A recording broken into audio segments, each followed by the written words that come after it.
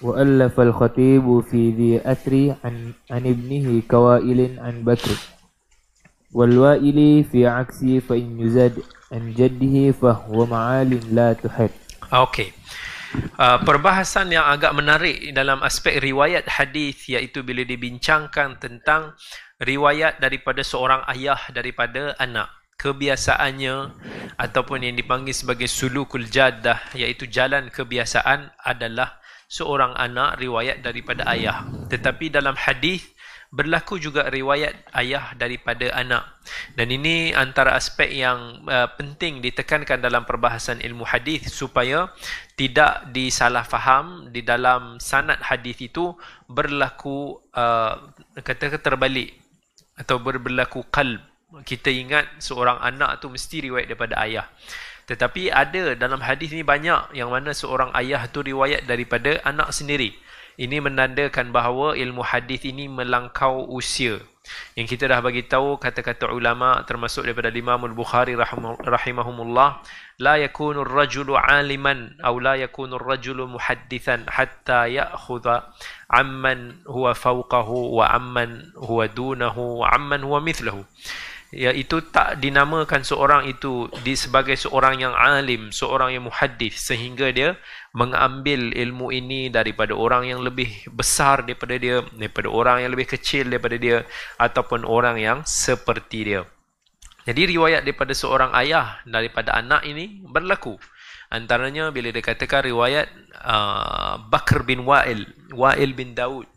Bakr bin Wa'il ni adalah anak kepada Wa'il bin Daud. Tetapi Wa'il bin Daud riwayatkan daripada anak dia Bakar, daripada Ibnul Musayyib, daripada Az-Zuhri, daripada Sa'id bin Musayyib, daripada Abi Hurairah. Begitu juga kalau kita tengok Al-Fadl bin Abbas, iaitu Al-Fadl bin Abbas bin Abdul Muttalib. Ada riwayat yang mana Abbas bin Abdul Muttalib, iaitu pakcik Nabi Abdul Muttalib, Abbas ni sepupu Nabi SAW, meriwayatkan daripada anak dia sendiri Al-Fadl ibn Al-Abbas. So ini perbahasan dalam ilmu hadis. Kemudian diberitahu fi aksihi fa yuzad an jaddihi fahwa ma'alin la tuhad. Inilah kebiasaannya riwayat daripada anak daripada ayah. Itu riwayat kebiasaan, iaitu yang muda riwayat daripada yang lebih tua. Tapi boleh jadi juga bila dibincangkan tentang perbahasan ini, dia secara automatik dia akan termasuk, dia kata perbahasan seorang anak riwayat daripada ayah dia, daripada atuk dia. Maksudnya ada 3 generasi. Yang ni dia akan bincangkanlah. Sambung. أهم حيث أب والجد لا يسمى والآباء قد انتهت إلى 10. Okay. Dia kata kat sini is antara bab yang paling penting, iaitu perbahasan riwayat daripada anak, daripada ayah dia, daripada ayah dia. Riwayatul rajul an abihi an jaddihi. Yang ini Al-Hafidh Salahuddin Al-Ala'i, dia ada karang kitab dia Al-Washyul Muallim fi riwayatil ibn atau riwayatil abna anil aba. Dia mengarang kitab ini, iaitu seorang riwayat daripada seorang anak, daripada ayah dia, daripada atuk dia. Yang mana dalam kitab ni dibahagikan kepada 2 bab. Satu yang merujuk kepada, kalau dalam Arab dia kata fulan an abihi an jaddihi, anak daripada ayahnya, daripada atuknya. Ayahnya tu tak ada masalah lah, maksudnya ayah kepada fulan. Tetapi atuknya tu, nya tu, hi tu, dhamir itu merujuk kepada siapa? Atuk kepada ayah dia ke? Moyang kepada perawi tu, ataupun atuk kepada perawi tu. Boleh nampak tak gambarannya?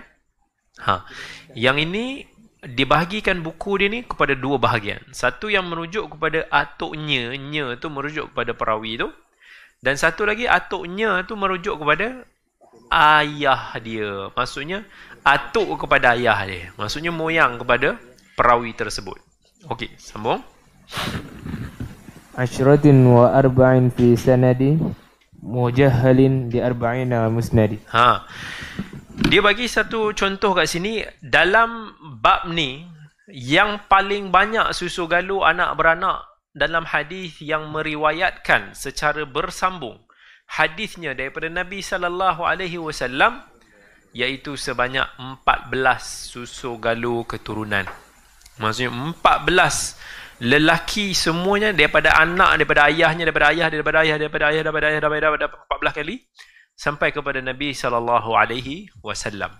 Iaitu kat sini saya sebut Al-Hasan daripada Ubaidillah. Maksudnya Al-Hasan bin Ubaidillah daripada ayahnya Ubaidillah ibn Muhammad, daripada ayah dia Muhammad bin Ubaidillah, daripada ayahnya Ubaidillah bin Ali, daripada ayah dia Ali bin Al-Hasan, daripada ayahnya Al-Hasan bin Al-Husain, daripada ayahnya Al-Husain bin Ja'far, daripada ayahnya Ja'far bin Ubaidillah, daripada ayah dia Ubaidillah bin Al-Husain Al-Asghar, daripada ayah dia Al-Husain Al-Asghar, daripada Zainul Abidin, daripada ayahnya Zainul Abidin, daripada Al-Husain bin Ali, daripada ayahnya Al-Husain bin Ali, daripada ayahnya Ali bin Abi Talib, daripada Nabi sallallahu alaihi wasallam, iaitu beberapa hadis yang disebutkan, iaitu sekitar 40 hadis. Antaranya Al-Harbu Khid'ah, antaranya peperangan itu adalah tipu helah. Begitu juga antara hadis yang diriwayatkan daripada 14 jalur ini, laisal khabaru kal muayanah, bukanlah suatu khabar itu sama seperti menyaksikan. So ini satu hadis yang very penting sebenarnya. Bila ini satu hadis yang penting, laisal khabaru kal muayanah, bukannya bila kita cakap lah, kita dengar orang cakap berita ini sama seperti kita menyaksikan benda itu sendiri. Ataupun bahasa pasar dia, bukanlah sembang itu seperti mana kita melakukannya sendiri. Itu pun boleh masuk juga. Sebab kalau kita tak menyaksikan, tak mengalami satu pengalaman itu sendiri, menyaksikan dengan mata kepala kita sendiri, tak akan sama dengan kita dengar-dengar je. Kadang-kadang orang bila dengar ni, orang yang cerita tu, cerita dia, intonasi dia lain, ayat dia lain, mungkin fakta dia pun mungkin ada kelainan. Maka kita pun boleh buat satu assumption yang tidak menggambarkan suasana asal. Tetapi bila kita sendiri menyaksikan perkara tersebut di hadapan mata, kita sendiri mengalami benda itu sendiri, maka suasana akan berubah. Yang ini antara benda-benda yang menjadi pegangan lah bagi kita sebagai seorang pendakwah. Ramai orang bila dia belajar, dia senang je dia bagi tahu, kalau haram-haram lah kena jauh, kalau halal-halal lah kena cakap, kena berani cakap. Tetapi bila dia berada dalam situasi itu sendiri, maka tidak sama dengan apa yang dia cakap sebelum ini dengan kita nak mengalami suasana itu sendiri. Tak akan sama orang yang dalam bidang tersebut, yang applykan benda itu semua secara praktikal, sama dengan orang yang hanya cakap je, dengar-dengar daripada sumber sana sini. Ini yang Nabi SAW bagi tahu, laisal khabaru kal muayanah, tidaklah suatu khabar itu sama seperti orang yang menyaksikan sendiri. Kalau orang cerita pada kita tentang satu negara, oh ini cantik negara ni, begitu indah, tetapi tak akan sama bila kita sendiri pergi menyaksikan. Bila kita menyaksikan, boleh jadi benda tu lebih indah daripada apa yang dikhabarkan. Boleh jadi juga benda tu lebih tak indah daripada apa yang dikhabarkan. Boleh jadi juga. So sebab itu, dalam apa sekalipun, kita usaha untuk meletakkan position kita tu seperti kita berada dalam tempat tersebut. Jangan hanya berpaksikan kepada cerita-cerita orang semata-mata, kerana ianya tidak sama. Takkan sama. Sebab tu ramai daripada kita yang dulunya masa dia belajar pun, masa dia belajar, dia kata, oh baru belajar benda ni salah, benda ni betul. Dia kata, okey, kalau macam tu kita kena terus buat. Kalau kita nak masuk dalam masyarakat, kalau salah kita kena beritahu salah.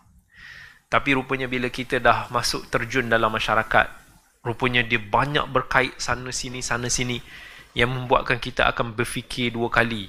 Kita fikir panjang. Adakah apa yang tindakan yang sepatutnya kita lakukan?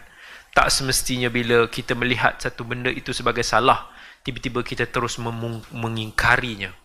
Nabi SAW sendiri pun pernah, bila mana menawan kota Mekah, Nabi melihat maksiat yang dilakukan oleh pemuka-pemuka Quraisy yang baru masuk Islam ketika itu, masih lagi mu'allaf. Bila Nabi tengok Kaabah itu dibuat pintunya di atas, yang dulunya pintunya di bawah. Dulu asalnya ada dua pintu, tapi sekarang dah jadi satu pintu tu ke atas. Macam sekarang lah. Nabi bagi tahu, laula hadithul ahdi bil kufur, kalau tak kerana mereka ini masih lagi baru masuk Islam, masih baru lagi dengan zaman syirik mereka ini, nescaya aku akan runtuhkan balik Kaabah ini dan aku akan bina balik semula mengikut asal, yang mana pintu itu di bawah yang tak ada kasta-kasta. Macam sekarang, only VIP sahaja yang boleh masuk ke dalam pintu Kaabah. Sebab itu dulu dibawa naik atas ni supaya tak semua orang boleh nak masuk Kaabah ni. Nabi tahu benda tu salah. Nabi tak suka dalam agama ni ada sistem-sistem kasta macam ni.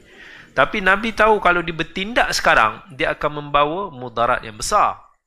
Kerana pemuka-pemuka Quraisy yang ada egonya ni, mesti akan rasa macam Nabi tak bagi muka kat dia orang langsung. Tak bagi can langsung. Jadi mungkin akan menyebabkan mereka ini menjauhi Islam. Ataupun menyebabkan mereka ini ada dendam yang menyebabkan akhirnya mereka menjadi seperti orang munafik. Nabi dah berhadapan dengan kerana orang munafik yang ramai di Madinah sebelum itu. Nabi tak mau puak-puak macam ni makin ramai. Kita tak boleh ada sikap macam lantak kalau dia jadi munafik dijawab depan hadapan Allah, yang penting kita sampaikan kebenaran. Itu bukan seorang da'i yang hakim, yang bijak. Tetapi ada kala benda itu walaupun salah, tapi kita belum lagi nak memperkatakannya kerana kita memikirkan, menimbang tarakan tentang maslahat ataupun mudarat bagi tindakan kita. Jadi Nabi tangguhkan. Nabi tak mau orang-orang pemuka VVIP, orang Mekah ketika itu yang baru masuk Islam, terasa hati dan membuatkan mereka menjauhi Islam. Kerana itu Nabi tangguhkan dulu cegahan tersebut. So ini bermakna bukanlah bila mana kita melihat satu kemungkaran itu kita boleh terus bash, kita boleh terus hentam, tapi kita fikir kalau kita buat macam itu adakah mendatangkan kebaikan. Kalau kita rasa nak selamatkan diri kita sahaja, tak apalah, buatlah. Tetapi kalau kita fikir untuk nak membawa kebaikan yang besar kepada ummah dan masyarakat di sekeliling kita, kita kena berfikir banyak kali. Bukan hanya fikir satu step. Itu bukan mudah. Kita ramai ni bila kita tak berada dalam position tu, sometimes kita cakap tu kita rasa macam mudah benda tu dibuat. Tapi bila kita berada di position tu, kita akan berhadapan banyak dengan benda-benda yang kita sendiri tak setuju. Yang mana kita kadang-kadang terpaksa buat kerana memikirkan satu maslahat yang lebih besar di sebaliknya. Itu tak semua orang boleh buat. Kalau kita nak fikirkan kita nak selamat, maka lebih baik kita tak duduk di position tersebut dan kita tak buatlah kerja-kerja tu. Kita buat amal ibadah kita sendiri, kita fikirkan keselamatan kita sendiri. Tapi kalau kita rasa kita nak bawa kebaikan kepada ummah, mau tak mau mesti ada dia punya, akan ada implikasi dia. Mesti akan ada cabaran-cabaran yang perlu kita lalui, sama ada kita boleh ataupun tidak. Itu terpulang kepada kita nak pilih. Itu orang kata bukan, kalau kita relate dengan isu semasa, bukan mudah. Kalau kita nak berada di position seperti mufti itu sekarang, bukan mudah. Kita rasa macam kalau dia jadi mufti, dia boleh senanglah, boleh buat macam ni, boleh buat macam ni, terus buat macam ni. Tak. Banyak aspek-aspek yang perlu kita pertimbang tara. Sebab tu Sahibus Samahah, bakal mantan mufti nanti, dia pun pernah pesan. Dia pesan kepada kami kata-kata Al-Qarafi. Dia kata ada kala ketikanya kalau ada orang datang meminta fatwa kepada kamu, janganlah kamu jumut dengan apa yang tertulis di kitab-kitab semata-mata. Kadang kita bila tengok kitab, kita baca yang tu terus kita nak apply pada orang yang hadir. Sedangkan mufti itu sendiri dia perlu menjadi seorang yang ada hikmahnya. Dia akan melihat di sebaliknya. Maka kadang-kadang dia tidak jumut dengan apa yang dibaca di atas sutur, di atas teks-teks semata-mata. Tetapi dia akan melangkaui benda tersebut. Dan ada kalanya dia akan berhadapan dengan situasi yang sukar.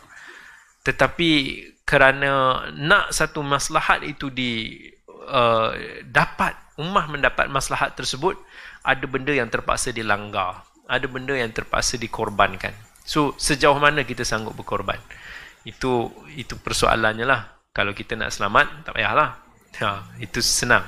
Kita tak payah terlibat dengan masyarakat, kita tak perlu ada tanggungjawab tu, burden tu is not easy.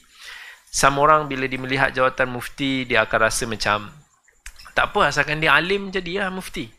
Rupanya mufti zaman sekarang ni bukan sekadar tu. Bukan sekadar untuk nak menjawab persoalan-persoalan masyarakat. Tetapi banyak di zaman yang di mana masyarakat kita, masyarakat banyak lagi jauh daripada agama. Macam mana kita nak peranan kita untuk nak mendekatkan mereka dengan agama. Macam mana kita nak bawa mereka ini mesra. Ini benda-benda yang kadang-kadang orang tak perasan. Kan? Nak bina antara jambatan, antara institusi fatwa. Hari ni saya tulis pasal jambatan. Antara misal kata nak bina jambatan antara orang agama dengan misal kata badan-badan hiburan. Kami kena bash tengok movie tu. Tapi bukan kerana kita nak tengok TV. Waktu mufti masa tengok tu sakit belakang dia tengok-tengok macam tu kan.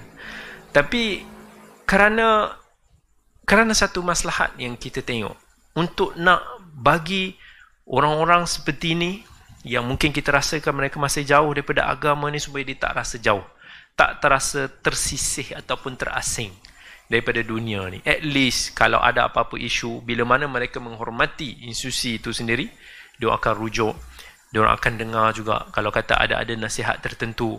Benda ni mungkin memakan masa, tetapi kalau kita rasa macam nak selamat, kau buat tu lara, kau buat tu haram, tak payah.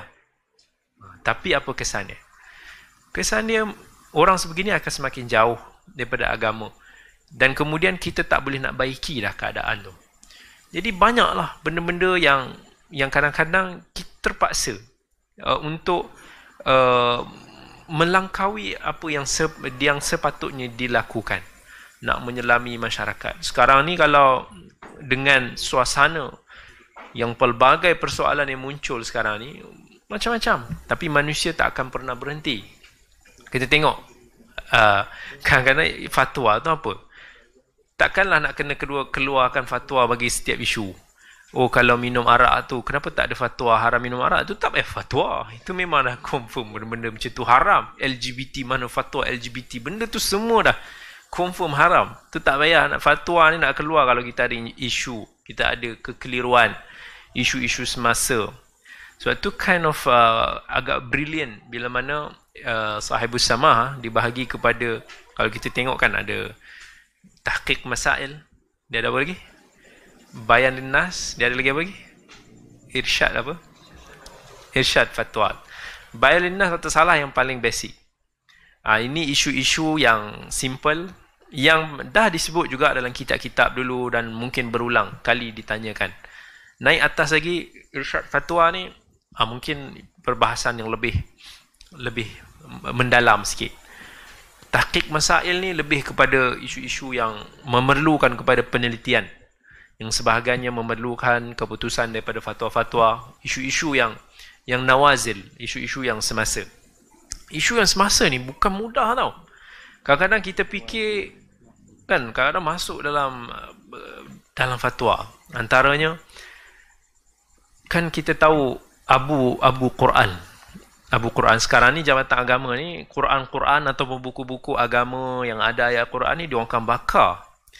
Dia akan bakar, apa yang jadi? Dia akan lupus, dia akan buang kat laut. Jadi bila ada satu company introduce tentang satu teknologi 92, yang mana teknologi ni very good, dia macam mana dia boleh tukar balik debu-debu tu yang dibakar, tapi dengan syarat debu tu tak dibakar yang mencemarkan alam sekitar, tapi dia ada dia punya mesin dia, Bila dia tak tahu dia ada kaedah dia, akhirnya menjadi debu yang sangat halus dalam mesin dia. Dan debu tersebut boleh diproduce balik untuk menjadi barang-barang seperti rak, seperti meja. Kemudian lagi satu teknologi pula, dia boleh nyahkan dakwat-dakwat yang ada di dalam kertas-kertas ni, dan kemudian direproduce balik kertas tu menjadi satu kertas baru. Jadi diminta fatwa. Kalau boleh tak kita gunakan Quran-Quran yang dah dibakar ini untuk digunakan dengan kaedah sebegini. Ini isu-isu nawazil. Kalau kita jumpa dalam kitab-kitab fiqah, dia akan cerita cara nak melupuskan, iaitu dengan bakar ataupun tanam. Jadi saya bagi tahu, kalau kita hanya jumut kepada sutur, kepada kitab-kitab yang tulis ni, kenapa ulama sebut bakar? Of course, orang merujuk kepada macam mana Sayyidina Uthman bin Affan radhiyallahu anhu bakar Quran-Quran yang ketika itu menjadi isu. Kerana dia maksud tujuan dia adalah untuk nak hapuskan.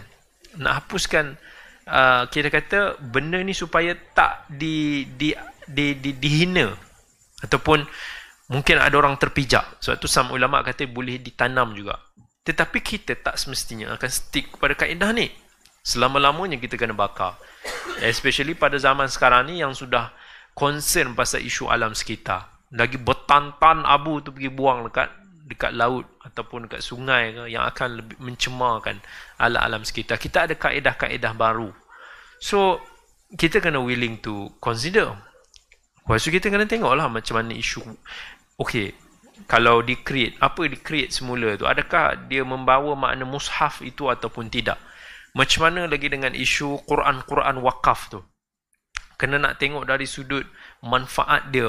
Ada hukum-hukum ni secara asasnya ada dibincangkan dalam kitab-kitab fiqah. Tetapi how kita nak tanamkan di dalam suasana sekarang, dalam keadaan sekarang ni, itu memerlukan daya kritis yang tinggi untuk kita memahami nas dan apa yang ditulis di dalam kitab-kitab fiqah. Macam-macam lah isu-isu lain, yang mana isu-isu macam ni baru diputuskan untuk dicari fatwa. Isu-isu barang lah, isu-isu teknologi moden ni lah, rawatan lah, apa ini semua. Sebab yang ini masih lagi tak disebut. Isu-isu macam ni tak disebut dalam kitab-kitab fiqah. Tapi dia ada prinsipnya, dia ada asasnya. So it's bukan mudah. Dan macam itulah bila kita berada di situ, kita kena ingatlah hadis ni, laisal khabaru kal mu'ayanah. Ini satu hadis yang kita kena pegang untuk kita faham dan kita telusuri betul-betul. Okey. Okey, sambung.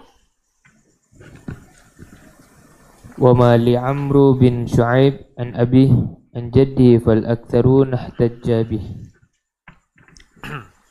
Hamlan li jaddihi ala as-sahabi wa qila bil ifsahi wa isti'abi. Okey.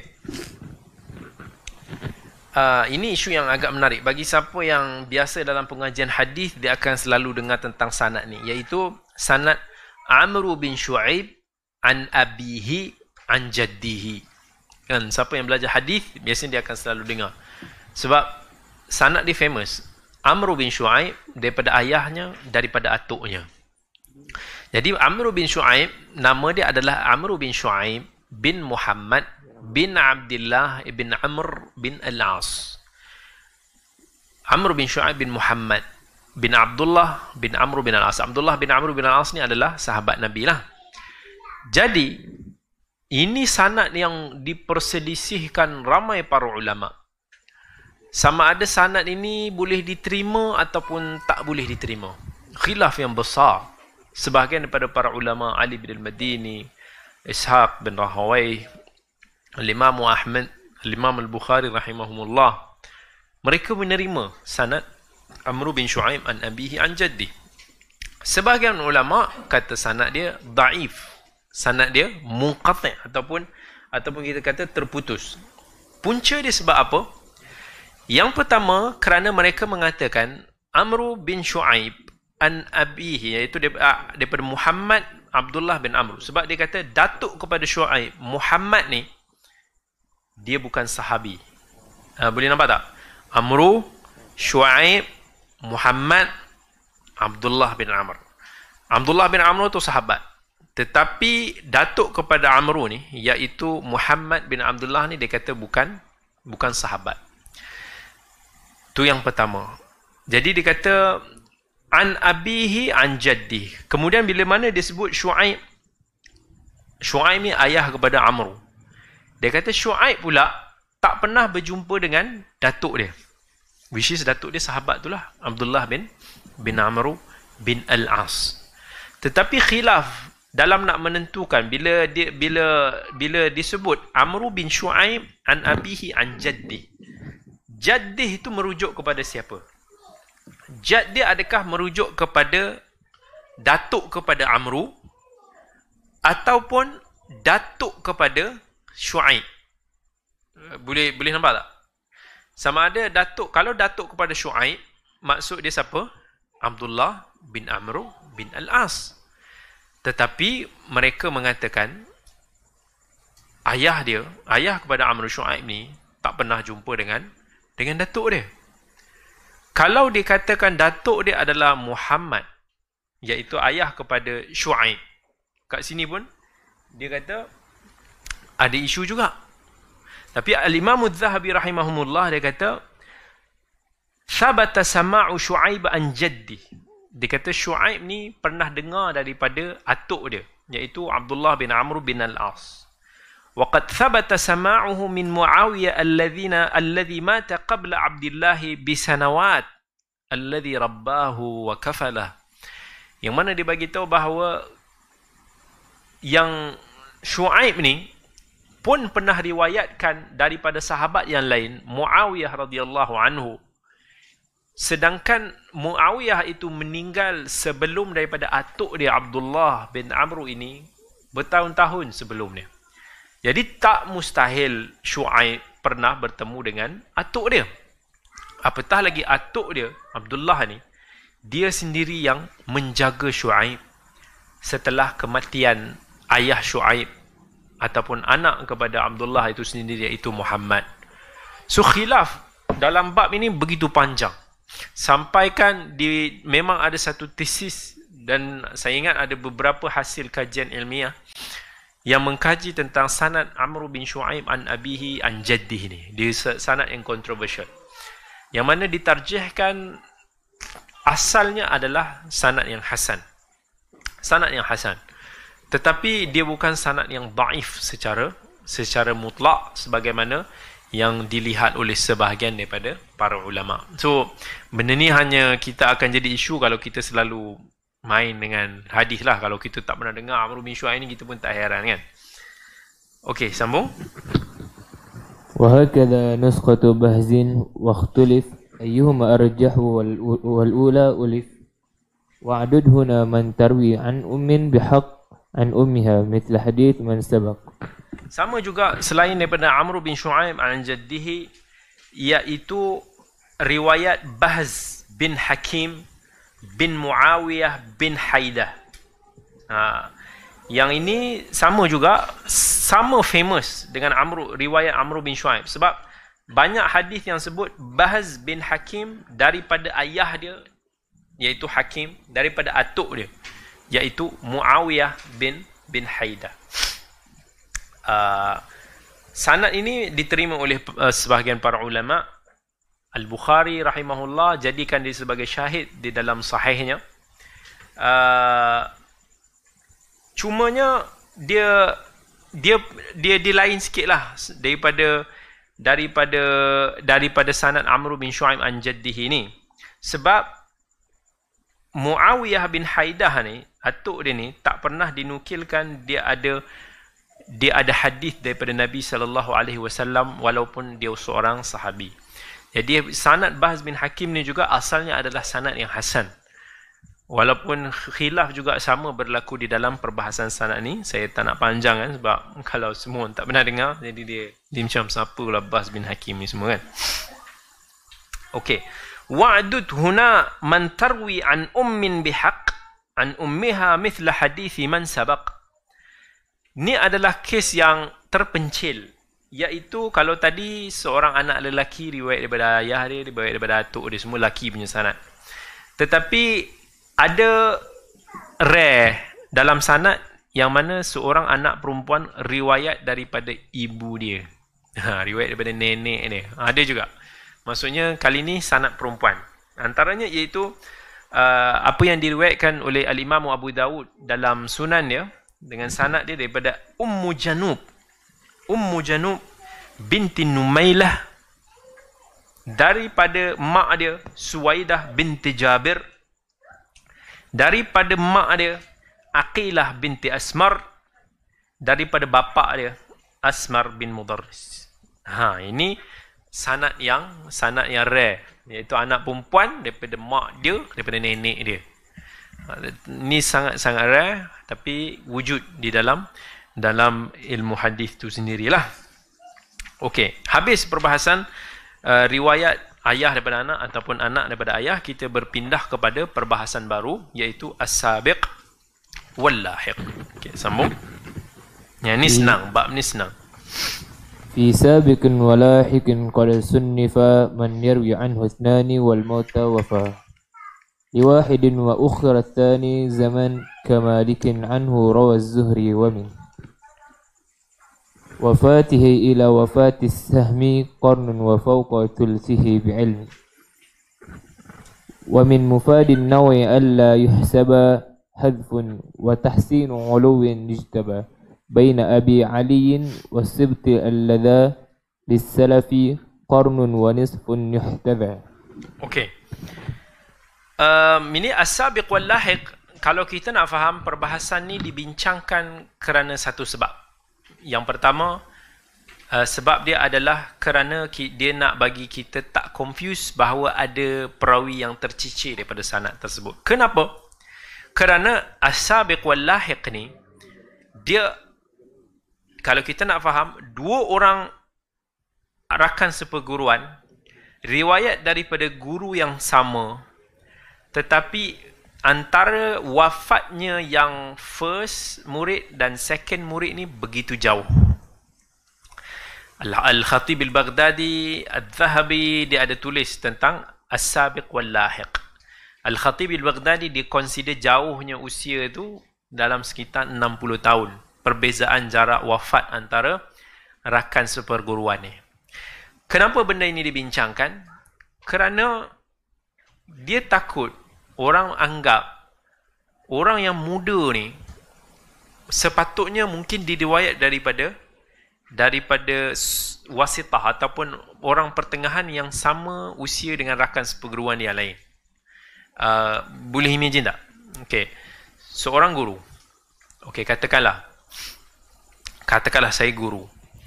Tiba-tiba ada antara anak murid kat sini sangat tua. Mungkin usianya 70-an. Dan at the same time ada seorang lagi yang sangat muda. Mungkin usia dia dalam sekitar 15 tahun. Jadi bila orang check, kalau kita baca, jangan imagine macam zaman sekarang ni. Baik, kalau kita imagine dalam periwayatan hadis, orang akan sangsi. Kenapa perawi lain yang riwayat daripada saya ni version tua semua ni, tetapi ada seorang yang sangat muda, dan sangat muda ni dia orang khawatir dari segi sanad dia, yang muda ini dia sebenarnya dia tak ambil langsung daripada saya, tapi dia ambil langsung, dia ambil daripada perantara daripada saya. Itu perbicaraan dia. Saya bagi satu contoh dari sudut perawi. Imam Malik meninggal tahun 179. Guru dia Ibnu Shihab Az-Zuhri meninggal tahun 124. Anak murid Al-Imam Malik, Abu Hudzafah As-Sahmi, meninggal tahun 259. Az-Zuhri, walaupun dia adalah guru kepada Imam Malik, tetapi dalam aspek riwayat hadis, dia juga adalah anak murid kepada Imam Malik, kerana dia meriwayatkan beberapa hadis daripada Imam Malik. Kalau nak ikut, Ibnu Shihab Az-Zuhri meninggal tahun 124, berbanding dengan Abu Hudzafah As-Sahmi 259, berapa jarak wafat antara kedua-dua ni? Dalam 120 lebih tahun kan? Jadi kalau jarak dia begitu jauh, orang muskil, macam mana yang senior ni? Jauh sangat umur dia, 120 tahun lebih. Jadi akan menyebabkan orang ragu-ragu, adakah Abu Hudzafah As-Sahmi ni, antara dia dengan Imam Malik, mungkin ada perantara. So kalau kita tak faham, kita akan hukumkan sanad ni sebagai sanad yang munqati' ataupun terputus. Sedangkan dia tak terputus. Tetapi kerana situasi dia rare begitu, orang boleh jadi, pengkaji hadis boleh jadi confused. Okey, kat sini dia bagi Ibnu Hajar sebut dalam bab as-sabiq wal lahiq ni, jarak yang paling jauh, perbezaan antara yang anak murid senior dengan anak murid junior, yang paling jauh sekali yang pernah dia jumpa, sebanyak jurang dia sejauh 150 tahun. 150 tahun.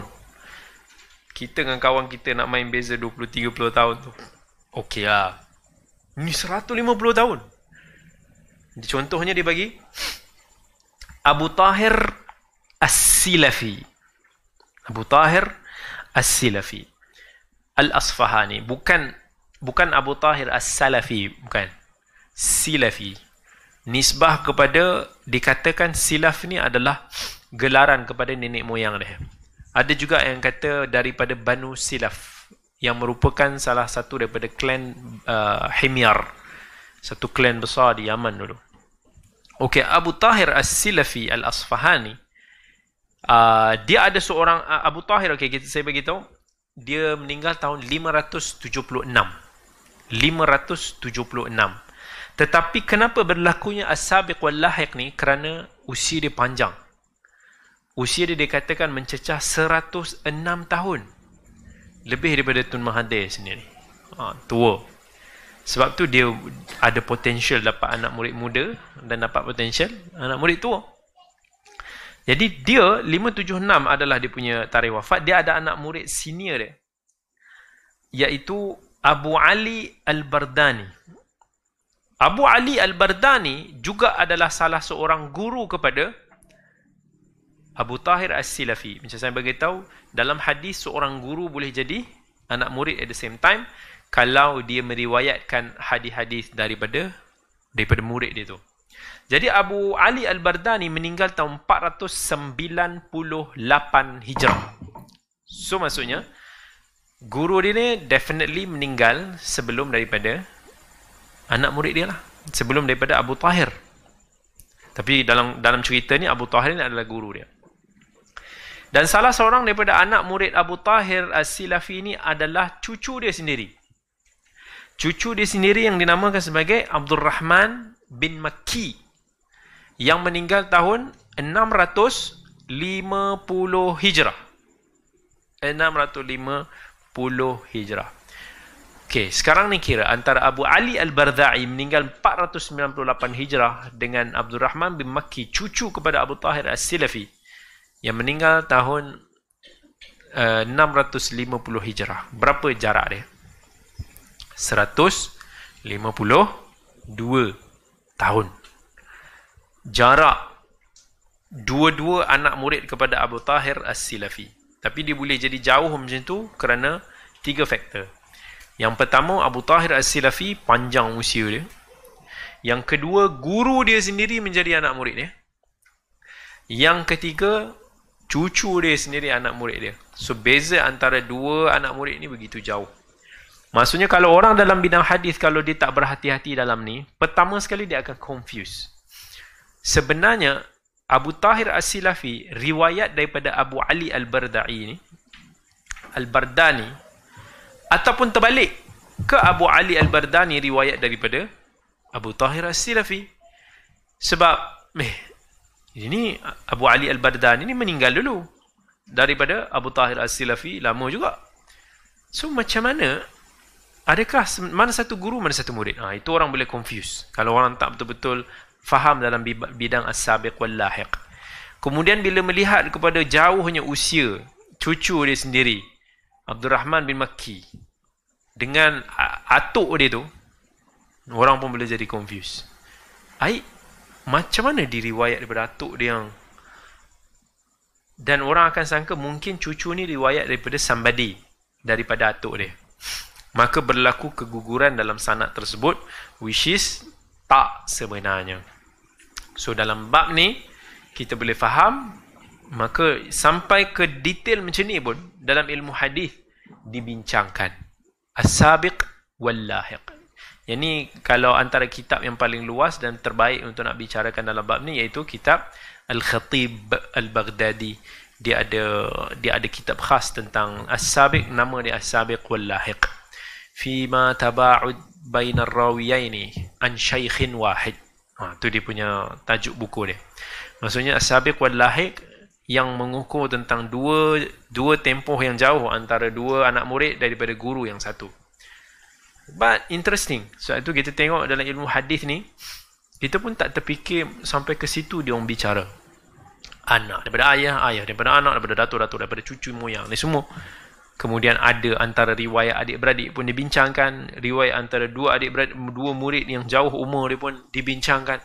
Semua ini demi nak menjaga maslahat ataupun nak memelihara hadis Nabi SAW. Yang ni kalau kita tak bincang macam ni, kita tak sebut, at least kita tak lalu macam ni, agaknya benda ni tak pernah lalu, tak pernah cross dalam mind kita. Yang kita tahu bila kalau kita belajarlah sikit mustalah hadis, kita nak belajar tentang sahih, tentang hasan, tentang maudhu', tapi rupa-rupanya ada banyak bab-bab lain lagi. Itu belum lagi kita cerita tentang, lepas ni ada lagi ni. Ada tentang riwayat syaikh, kemudian ada wasitah antara keduanya. Kemudian lepas tu kita belajar tentang al-wuhdan. Kemudian man lam yaru illa hadithan wahidan, man lam yaru illa an wahid. Kemudian ada juga bab man haddatha wa nasi. Siapa yang disampaikan hadis kemudian dia terlupa dia pernah bagi hadis tu. Lepas tu dia memang firm. Dia kata, aku tak pernah sampaikan hadis tu, kau ni penipu. Murid tu kata, tak Syekh, dia pernah cakap ni tahun lepas. Guru tu bagi tahu, lah mana ada. So mana satu?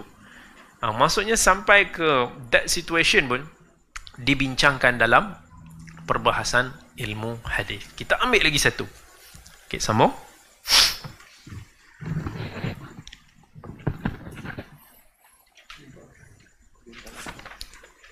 Wafati ila wafati sahmi qarnun wa fawqa thulthi bi'ilmi. ومن مفاد النوع ألا يحسب حذف وتحسين علو يجتبى بين أبي علي والسبط اللذا للسلف قرن ونصف يهتدى. Ini tadi kita dah cerita. Ambil bab seterusnya. ومن روى عن رجل ثم روى عن غيره عنه من الفن حوى ألا يظن فيه من زيادة أو انقطاع في الذي أجاده. Bab man rawa an syaikhin thumma anhu rawa anhu biwasitah. Bab seorang perawi diriwayatkan daripada seorang guru dan pada keadaan yang lain dia meriwayatkan daripada jalan tengah perantara daripada guru yang sama. Bab ini dia tak diceritakan oleh Alfiyah dalam Alfiyah Al-Iraqi. So ini adalah tambahan daripada Al-Imam Suyuti, tambahan daripada apa yang disebutkan oleh Al-Hafidh Al-Iraqi.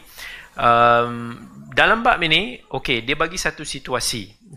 Antaranya situasi dia, Imam Malik bin Anas, guru dia Nafi'. Kita selalu dengar hadis sanad dia daripada Malik, daripada Nafi', daripada Ibn Umar. Malik, Nafi', Ibn Umar tu biasa kita dengar. Tetapi ada kala Imam Malik bila dia nak riwayat hadis Nafi', guru dia, tiba-tiba diriwayat daripada jalan pertengahan, iaitu Malik daripada Az-Zuhri daripada Nafi'. Maksudnya ada kala kita kena faham, walaupun Nafi' adalah guru kepada Imam Malik, Tetapi ada beberapa hadis Nafi' yang mana Imam Malik itu tak dengar direct daripada Nafi', tetapi dia dengar daripada Az-Zuhri. Cuba bayangkan kalau Imam Malik dia tak sebut pun Zuhri, dia sebut Nafi'. Orang akan percaya. Sebab Nafi' itu memang guru dia. Tetapi kalau Imam Malik buat macam tu, maka Imam Malik akan dituduh sebagai mudallis. Orang yang cuba nak menutup ataupun nak kona-kona sikit. Dari sudut zahir, orang akan tengok betul lah, tak ada masalah. Sebab Nafi' ini memang guru Imam Malik. Tetapi hakikatnya, hadis itu, on that particular hadis, Imam Malik dia mendengar daripada Zuhri nukil daripada Nafi'. Sebab tak semua hadis Nafi' yang Imam Malik dengar daripada dia. So ada kala dia pergi berguru dengan Nafi'. Kemudian lepas daripada tu dia pergi berguru dengan Ibn Shihab Az-Zuhri. Ibn Shihab Az-Zuhri dulunya pernah berguru dengan Nafi'. Jadi dia sampaikan hadis Nafi' yang mana Imam Malik sini tak pernah dengar daripada Nafi'. Faktor masa, kadang dia tak ulang balik ke apa. Maka di situlah boleh jadi iskal ataupun problem bagi orang yang tak faham. Dia akan rasa Ibn Nafi' ni macam mana? Dia guru Imam Malik tu kena Malik riwayat daripada jalan tengah. Kadang-kadang ni muskil. Itu faedah bila kita belajar bab ini. Wallahu alam, insya-Allah kita sambung lagi perbahasan yang akan datang dalam siri yang akan datang, insya-Allah. Dah tak banyak dah ni. Tak banyak dah, sikit lagi ni. Sudah nak habis perjalanan kita, insya-Allah. Aqulu qawli hadha wa astaghfirullah al-azim li wa lakum. Wassalamu alaikum warahmatullahi wabarakatuh.